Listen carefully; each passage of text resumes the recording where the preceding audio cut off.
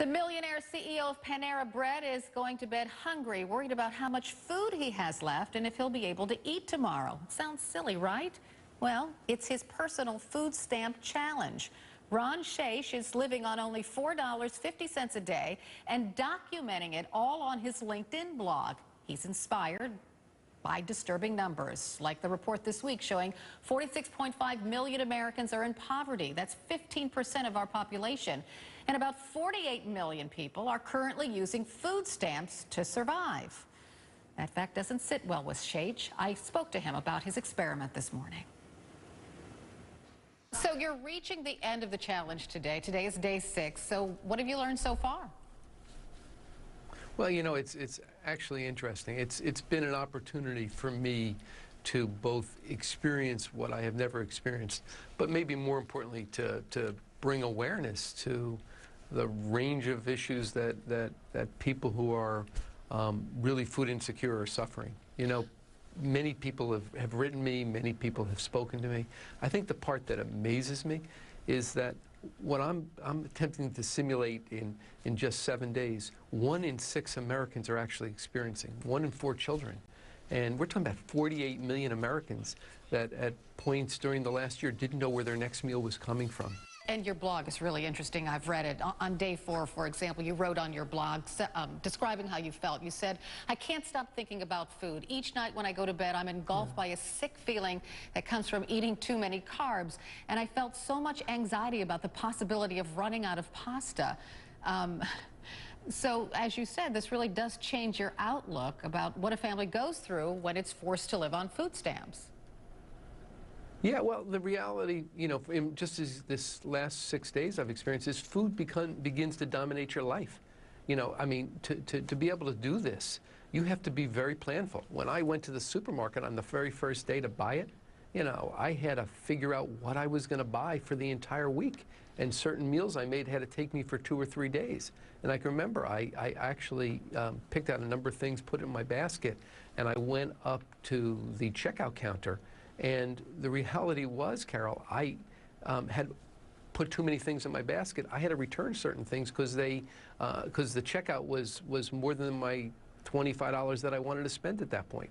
And each day I've been trying to figure out, how do I make sure I have enough to the end of the week? I run a restaurant company. We have 1,800 restaurants across America. And the reality is, I couldn't go in my own restaurant. I couldn't go into any restaurant. The reality is that when you're experiencing life this way, you are so disconnected from your food. It takes on such an important part. Actually, I was going to ask you about that because, like you say, if you're on food stamps, you can't go into your restaurant because what? I think Kids Mac and Cheese costs, what, $4.99. Does this experiment want to make you lower some of the prices on your menu? Well, actually, what we did do is we created restaurants where we have no set prices. They're called Panera Care Cafes. We have 5 of them up. We'll serve over 1 million people this year in these cafes. And the intention of them is to provide an opportunity to feed people with dignity who have the need. The reality is that anybody who's food insecure is going to be in a place where no restaurant is available to them, whether it be Panera or what have you. And essentially what folks that are experiencing food insecurity have to deal with is whether they're going to have milk that week, whether they're going to have enough food that week. And so to us, a restaurant experience and having somebody else cook for you is quite honestly well beyond what we're talking about here. I have to get into the politics of this issue, and I'm sure that you're familiar with the politics of this issue. Congress, as you know, is expected to meet this week on a food stamps reform plan pushed by Republicans. It could cut 6 million people from the program. Do you think people have become dependent on food stamps and the government is simply enabling them? Well, I think we have to ask ourselves a question. And the question we have to ask as society is, what kind of society we want? I mean, the truth is, we have the facts. 1 in 6 Americans, 48 million Americans are food insecure. Now, are there people in that group that are taking advantage of it in some way? I'm sure there are. On the other hand, are there people that have real need? Absolutely. And the question we each individually have to ask is what kind of society we want. What does it mean? and how do we want to live? And that really falls into two things. What are we going to do personally? What is each of us going to do personally in our relationship with things like NGOs, non-government organizations, and charitable activities? What are we going to do with things like Panera Cares cafes? Are we going to support them? And the other thing that we have to do is ask, what do we want of our government?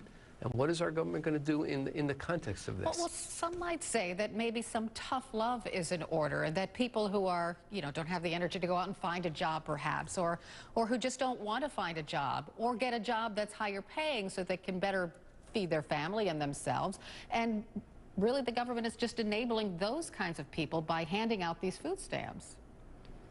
Well, this is the question we each have to ask, right? I mean, when we opened the Panera Cares cafes, people said that, and here, these are cafes where there are no set prices. You can walk in and you can order the entire Panera menu, and you leave in a donation box what you think is what you can essentially afford, with an expectation, if you have the resources, you need to pay it forward.